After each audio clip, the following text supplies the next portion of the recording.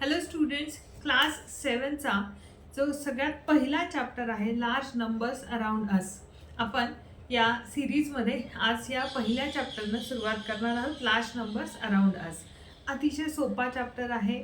आपल्या आजूबाजूला जे मोठमोठे नंबर्स असतात, मोठमोठ्या संख्या आपल्याला आपल्या आजूबाजूला ज्या दिसतात, त्या सगळ्या संख्या कोणत्या आहेत, त्यांची नक्की प्लेस व्हॅल्यू किती आहे, या प्रत्येक अंकाची फेस व्हॅल्यू किती आहे, अशा ज्या छोट्या छोट्या कन्सेप्ट आहेत त्यांचं नक्की आपल्या दैनंदिन व्यवहारामध्ये कसा उपयोग होतो, या सगळ्या कन्सेप्ट आज आपण या चॅप्टरमध्ये पाहणार आहोत. सुरुवात करूयात लार्ज नंबर्स अराउंड अस. आता या चॅप्टरमध्ये आपण सगळ्यात आधी बघूयात प्लेस व्हॅल्यू चार्ट, त्याच्यानंतर पार्ट होल मॉडेल आणि सगळ्यात महत्त्वाचं म्हणजे read and write large numbers. तर हे जे लार्ज नंबर्स आहेत, या ज्या मोठ्या संख्या आहेत, या लिहायच्या कशा आणि वाचायच्या कशा, त्याच्यानंतर इंडियन नंबर सिस्टीममध्ये नंबर्स कसे वाचायचे, कसे लिहायचे, आणि त्याचबरोबर इंटरनॅशनल किंवा अमेरिकन सिस्टीममध्ये नंबर्स कसे लिहायचे वाचायचे, ते आपण या पहिल्या व्हिडिओमध्ये पाहणार आहोत. हेच समजून घेण्यासाठी एक अतिशय इंटरेस्टिंग छोटीशी गोष्ट आपल्याला इथे दिलेली आहे. आपण ही गोष्ट पाहूयात. Eshwarappa is a farmer in Chintamani, a town in Karnataka. He visits the market regularly to buy seeds for his rice field. During one such visit, he overheard a conversation between Ramanna and Lakshmanna. Ramanna said, "Earlier, our country had about a lakhs of varieties of rice. Farmers used to preserve different varieties of seeds and use them to grow rice. Now we only have a handful of varieties. Also, farmers have to come to the market to buy seeds." Lakshmana said, "There is a seed bank near my house. So far, they have collected about 100 of indigenous varieties of rice seeds from different places. You can also buy seeds from there." You may have heard the word lakh before. Do you know how big 1 lakh is? Let's find out. Eshwarappa shared this incident with his daughter Roxy and son S2. S2 was surprised to know that there were about 1 lakh of varieties of rice in this country. He wondered, 1 lakh? So far I have only tested 3 varieties. If we try a new variety every day, would we even come close to testing all the varieties in a lifetime of 100 years? What do you think? Guess. आता या आपल्या आजूबाजूला नेहमी घडणारा हा प्रसंग आहे. तर आता याच्यामध्ये ईश्वरप्पा नावाचा जो एक शेतकरी आहे, तर हा शेतकरी जेव्हा बाजारामध्ये जातो तेव्हा त्याला एक जस्ट संवाद ऐकू येतो. या संवादामध्ये असं म्हटलंय की पूर्वीच्या काळी भारतामध्ये जो भात लावला जातो, त्या भाताच्या, त्या राईसच्या 1 lakhs ऑफ व्हरायटीज आहेत. बाय द वे, तुम्हाला भाताचे किती प्रकार माहिती आहेत मला कमेंट बॉक्समध्ये नक्की सांगा. साधारणपणे आपण जे घरामध्ये नेहमी वापरतो, बासमती झालं, घोटी झालं, इंद्रायणी झालं, असे एक 3-4 प्रकार आपल्याला माहिती असतात. याच्याशिवाय तुम्हाला आणखी कुठला प्रकार माहिती असेल तर मला नक्की सांगा. कमिंग बॅक, आता हा जो ईश्वरप्पा आहे त्यांनी काय ऐकलंय की पूर्वीच्या काळी भारतामध्ये 1 lakhs ऑफ भाताच्या व्हरायटीज होत्या. म्हणजे वेगवेगळ्या प्रकारचे जे तांदूळाच्या ज्या जाती भारतामध्ये अस्तित्वात होत्या, त्यांची संख्या किती होती तर 1 लाखापेक्षा जास्त. आता तुम्ही कल्पना करा, आणि त्याच्यानंतर त्यांनी घरी आल्यानंतर हे जेव्हा त्याच्या मुलांना सांगितलं, त्यांची नावं आहेत एस्तू आणि रॉक्सी, तर त्यावेळेला ते विचार करतात की ह्या 1 लाखापेक्षा जास्त व्हरायटीज, समजा 1 लाख आपण धरूयात, 1 लाख व्हरायटीज जर भाताच्या आपल्याकडे आहेत, तर समजा एका माणसाने ती प्रत्येक व्हरायटी रोजच्या जेवणामध्ये खायची ठरवली, तर तुम्हाला काय वाटतं की त्या एका व्यक्तीच्या त्या सगळ्या व्हरायटी खाऊन होतील का? म्हणजे समजा आता तुम्ही ठरवलं की 1 लाख व्हरायटीज आहेत आणि मी रोज वेगवेगळ्या प्रकारचा भात खाईन आणि ही रोज एक वेगवेगळी व्हरायटी टेस्ट करेन, तर तुम्हाला काय वाटतं, तुम्ही रोज 1 लाख तुम्ही रोज एक करत या सगळ्या भाताच्या व्हरायटीज खाऊ शकता का? मला कमेंट बॉक्समध्ये नक्की सांगा. आपण पुढे बघूयात. आता जस्ट इमॅजिन करा, आता आपण काढूयात की समजा 1 लाख व्हरायटीज आहेत आणि या ज्या 1,00,000 व्हरायटीज आहेत, या 1,00,000 व्हरायटीज जर आपण रोज एक भाताचा प्रकार खायचा जर ठरवलं तर किती वर्ष लागतील आपल्याला हा भात खाण्यासाठी? तर ऑब्व्हियसली आपल्याला काय करावं लागेल, 1,00,000ला 365 म्हणजे एका दिवशी एक आणि एका वर्षामध्ये असतात 365. म्हणजे जेव्हा आपण 1,00,000ला 365 ने डिवाइड करू तर आपल्याला आन्सर किती मिळेल? 273.97 इयर्स. म्हणजे अप्रॉक्सिमेटली 274 इयर्स एवढं आपल्याला आन्सर मिळतंय. म्हणजे याचा अर्थ काय, जर एखादी व्यक्ती रोज भाताची एक वेगळी व्हरायटी जर कन्झ्युम करत असेल तर त्याला या 1,00,000 भाताच्या व्हरायटीज खाण्यासाठी किती वर्ष लागतील? 274, 274 इयर्स लागतील. आता प्रॅक्टिकली तुम्हालाही माहिती आहे की माणसाचा जो ॲव्हरेज लाईफ स्पॅन असतो तो 274 इयर्स नाही आहे. मग आपण काय करू, समजा आपण याला असं करूयात की समजा सकाळी मी एक भाताची व्हरायटी कन्झ्युम केली आणि रात्रीच्या जेवणामध्ये एक केली. मग आपल्याला काय करावं लागेल, 1,00,000 डिवायडेड बाय 2 डिवायडेड बाय 365 करावं लागेल. असं जरी आपण केलं तरी आपल्याला नंबर मिळतोय 136.98 इयर्स. म्हणजे अप्रॉक्सिमेटली 137 इयर्स. म्हणजे 137 इयर्स जर एखादा माणूस सकाळी भाताची एक व्हरायटी आणि संध्याकाळी भाताची एक व्हरायटी खात असेल तरी सुद्धा एवढ्या 1,00,000 व्हरायटीज खाण्यासाठी त्याला 137 इयर्स लागतील, which is again practically impossible. मग आपण असं करूयात की समजा एखादा माणूस दिवसातून 3 वेळा भात खात असेल, म्हणजे सकाळी नाश्त्याला, दुपारी जेवायला आणि रात्रीच्या जेवणामध्येही. असं जर समजा केलं तर आपल्याला काय करावं लागेल, किती वर्ष भाताच्या व्हरायटीज संपण्यासाठी लागतील? तर 1,00,000 डिवायडेड बाय 3 डिवायडेड बाय 365 म्हणजे आपल्याला नंबर मिळेल 91.32 इयर्स. आता हा थोडा प्रॅक्टिकली अचिवेबल नंबर आहे, पण याचा अर्थ जर एखादा माणूस सलग 91.32 म्हणजे अप्रॉक्सिमेटली 91 इयर्स पर्यंत जर सकाळ दुपार संध्याकाळ जर भाताची एक एक व्हरायटी खात असेल तर 1,00,000 व्हरायटीज त्याच्या लाईफस्पॅनमध्ये खाऊन होतील, असं इथे म्हणायचं आहे. आता मला सांगा की जाता येता आपल्या आजूबाजूला आपण हा 1,00,000, 2,00,000, 3,00,000 हे जे नंबर्स आहेत, 10,00,000, 50,00,000 हे नंबर्स अनेक वेळेला ऐकत असतो. पण आता तुमच्या लक्षात येत आहे का की जरी आपण हा 1,00,000 हा नंबर अनेक वेळेला ऐकत असलो तरी सुद्धा हा जो 1,00,000 नंबर आहे हा किती मोठा आहे, म्हणजे त्याची व्हॅल्यू किती मोठी आहे हे तुमच्या लक्षात येत नाही का? हे लक्षात येण्यासाठीच आपण आत्ताचं हे एक्झाम्पल पाहिलं की जेणेकरून तुमच्या लक्षात येईल की 1,00,000 या नंबरची एक्झॅक्टली व्हॅल्यू किती आहे. आलंय लक्षात? पुढे जाऊया. आणखी एक उदाहरण पाहूयात. आता काय, getting a feel of large numbers. आता इथे आपल्याला एक चित्र दिलेलं आहे. याच्यामध्ये काय म्हटलंय की the world's tallest statue is Statue of Unity in Gujarat depicting Sardar Vallabhbhai Patel. It's height is about 180 meters.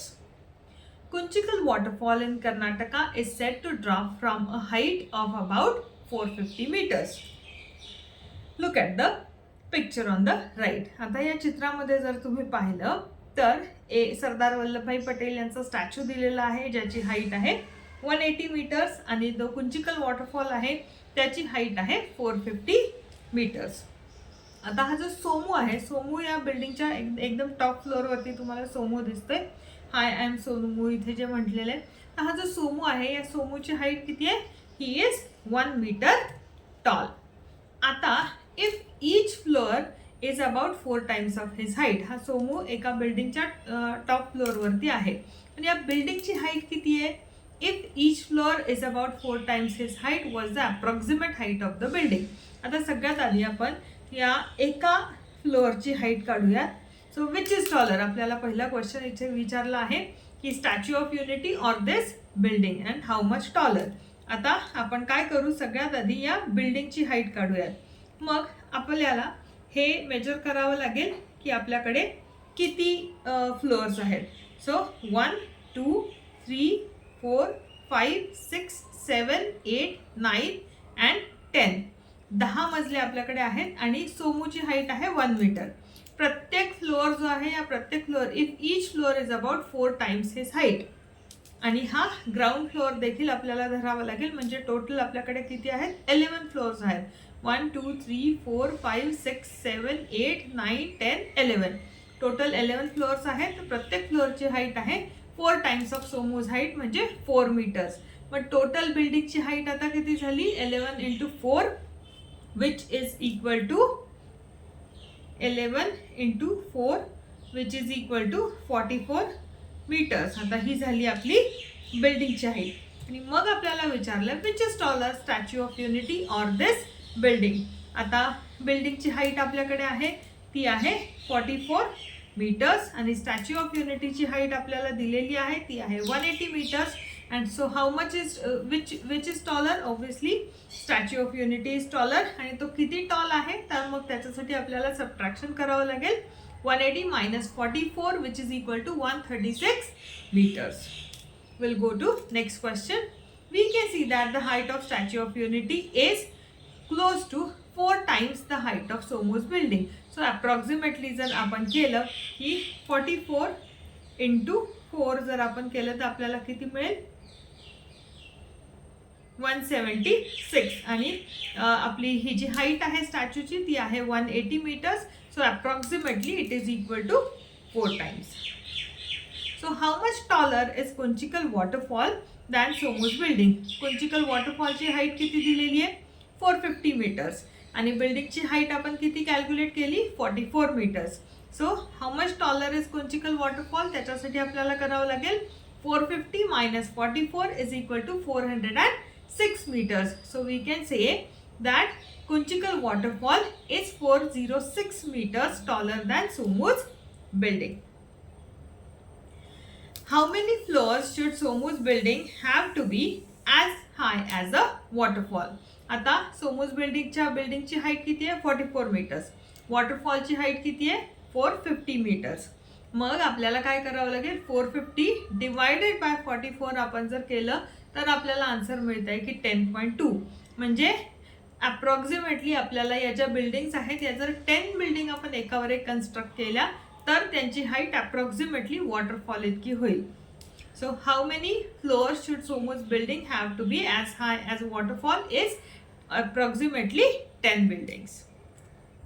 हे जे दोन्ही एक्झाम्पल्स आपण पाहिले या दोन्ही एक्झाम्पल्सवरून तुमच्या लक्षात आलं असेल की आपल्या डे टू डे लाईफमध्ये आपण आपल्या आजूबाजूला ज्या संख्या पाहतो, आपल्या आजूबाजूला जे नंबर्स पाहतो, जेव्हा इथे लार्ज नंबर्स पिक्चरमध्ये येतात तर त्या लार्ज नंबर्सची जी व्हॅल्यू असते ती व्हॅल्यू आपण जे युनिट्स प्लेस, टेन्स प्लेस किंवा हंड्रेड्स प्लेस फार तर फार थाउजंड्स प्लेसपर्यंत जे आपण नंबर्स आत्तापर्यंत पाहिले होते त्यांच्यापेक्षा यांची जी व्हॅल्यू आहे ती किती जास्त आहे हे तुमच्या लक्षात येईल.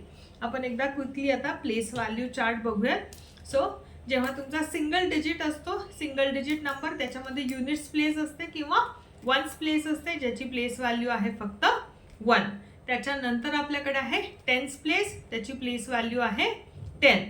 त्याच्यानंतर आपल्याकडे आहे hundreds place, so place value आहे 100.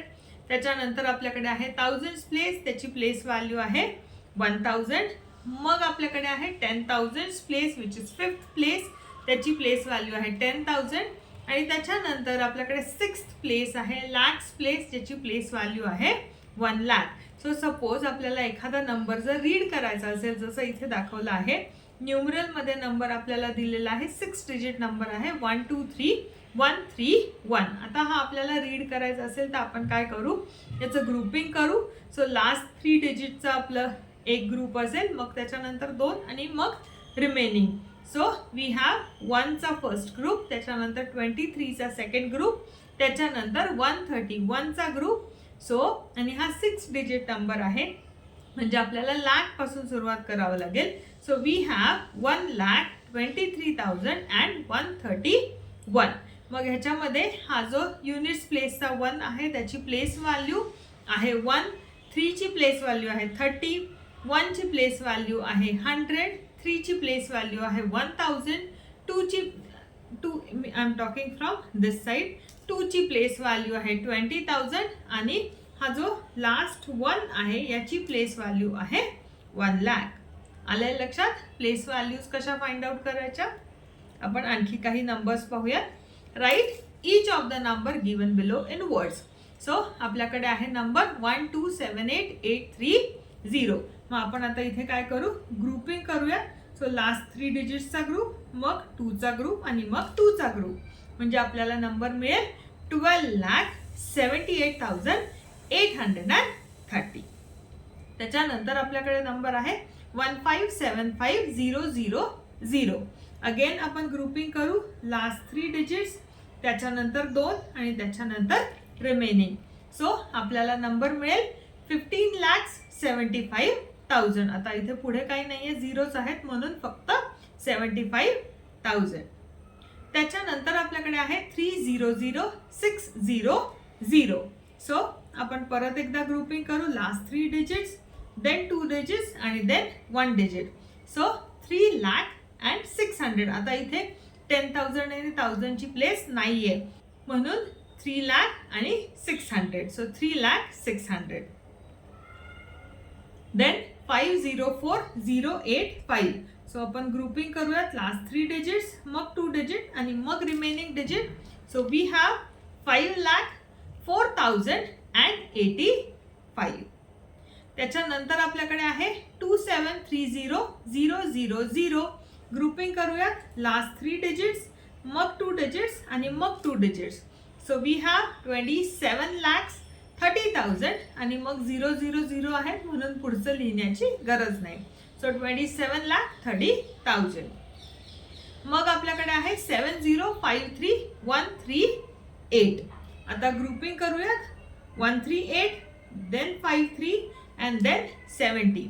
So we have 70,53,138. Write corresponding number in Indian place value system. आता इथे आपल्याला वर्ड मध्ये नंबर दिलेला आहे आणि त्याला आपल्याला न्यूमरल्स मध्ये कन्वर्ट करायचं आहे. So we have 1,23,456. आता आपल्याला माहिती आहे, जेव्हा लॅक्स नंबर्स असतात तेव्हा आपल्याला मिळतो unit digit, then tens place, then thousands, hundreds place, then thousands place, 10,000 place, lakhs place आणि 10 लॅक्स प्लेस. सो 1,23,456. सो हा जो 1 लाख आहे त्याच्यासाठी आपण लिहूयात 1. त्याच्यानंतर आपल्याकडे आहे 23,000. सो 23. त्याच्यानंतर आहे 400 आणि त्याच्यानंतर आहे 56. सो आपल्याला नंबर मिळेल 1 2 3 4 5 6. That is 1,23,456. त्याच्यानंतर आपल्याकडे आहे 4 lakhs. 4,07,704. सो 4 लाख साठी आता आपण आधी लिहूया 4. त्याच्यानंतर आपल्याकडे आहे 7,000. आता 10,000 प्लेस वर काही नाहीये, वरच्या केसमध्ये 23 होता म्हणून 10,000 प्लेस वरती 2 आला होता आणि 1000 प्लेस वरती 3 आला होता. इथे डायरेक्ट आपल्याकडे 7,000 आहे म्हणून 10,000 प्लेस वरती आपल्याला लिहावा लागेल 0 आणि मग 7,000, मग आहे 700 आणि 4. डायरेक्ट 4 आहे म्हणजे 10th प्लेस वर पण काही नाहीये. So we have to write 0 and then 4, म्हणजे आपल्याला नंबर मिळेल 407,704. That is 4,07,704. 50 lakhs, 50,000 and 50. आता हा थोडासा ट्रिकी नंबर आहे, नीट लक्षात घ्या. सगळ्यात पहिले आपण लिहूया 50 lakhs. सो 50 lakhs आपण लिहिले. त्याच्यानंतर आपल्याकडे आहे 5,000. 5,000 आहे म्हणजे 10,000च्या प्लेस वरती आपल्याकडे काही नाहीये. सो आपण 0 लिहूया आणि 5,000 आहे म्हणून 1000 प्लेस वरती 5. त्याच्यानंतर आपल्याकडे डायरेक्ट आहे 50 म्हणजे 100 प्लेस वरती परत काहीच नाहीये, तिथे आपण 0 लिहिणार आणि मग पुढे आहे 50. सो आपल्याला नंबर मिळेल 50,05,050. That is 50 lakh 5,000 and 50. इथे मी बाय मिस्टेक 9 लिहिलाय विच इज ऍक्च्युअली 0, म्हणजे 50 लाख 5,000 and 50. लक्षात येत आहे, जेव्हा आपल्याला न्यूमरल वर्ड फॉर्म मध्ये काहीच दिलेलं नसतं एखाद्या डिजिटच्या जागी, त्यावेळेला तिथे केअरफुली आपल्याला 0 लिहावा लागतो, नाही तर आपला नंबर चुकू शकतो. 10,02,035. 10 lakhs आहे. सो आपण आधी 10 lakhs लिहूयात. त्याच्यानंतर डायरेक्ट आपल्याला 200 दिलाय, म्हणजे 10,000च्या प्लेसवर काहीच नाहीये, 1000च्या पण प्लेसवर काही नाहीये. मग डायरेक्ट आपल्याकडे आहे 200 आणि त्याच्या पुढे आहे 35. So we have 1000,235, that is 10 lakhs and 235. या पार्टमध्ये आपण काय पाहिलं? या पार्टमध्ये आपण पाहिलं की जे लार्ज नंबर्स आहेत तर आपल्या आजूबाजूला अनेक वेळेला आपल्याला हे लार्ज नंबर्स दिसतात, जे आपण डे टू डे लाईफमध्ये जे आपण लार्ज नंबर्स वापरतो, आपल्या आजूबाजूला अनेक ठिकाणी हे लार्ज नंबर्स असतात. मग हे जे लार्ज नंबर्स आहेत त्यांची प्लेस व्हॅल्यू कशी आयडेंटिफाय करायची, त्यांची व्हॅल्यू आपण जे डे टू डे ऑब्जेक्ट्स जेव्हा पाहतो त्यांच्या किती मल्टिपल्समध्ये ॲक्च्युली त्यांची व्हॅल्यू असू शकते, ते लार्ज नंबर्सची व्हॅल्यू आपण जे छोटे छोटे नंबर्स वापरतो त्यांच्यापेक्षा किती मोठी आहे ते पण आपण पाहिलं. त्याच्यानंतर या लार्ज नंबर्सची स्पेशली लॅक्स आणि 10 lakhs पर्यंत प्लेस व्हॅल्यू कशी फाइंड आउट करायची ते आपण पाहिलं. आणि अप टू 10 lakhs पर्यंतचे जे नंबर्स आहेत ते न्यूमरल फॉर्ममध्ये किंवा वर्ड फॉर्ममध्ये कसे लिहायचे हेही आपण पाहिलं. तुम्हाला आतापर्यंत आपण पाहिलेल्या कोणत्याही पार्टमध्ये काही डिफिकल्टी असेल तर मला कमेंट बॉक्समध्ये नक्की कळवा. पुढच्या व्हिडिओमध्ये आपण लँड ऑफ टेन्स हा जो पार्ट आहे की ज्याच्यामध्ये वेगवेगळे कॅल्क्युलेटर्स आणि त्यांनी कॅल्क्युलेट केलेल्या वेगवेगळ्या संख्या कशा फाइंड आउट करायच्या ते पाहूया. थँक्यू.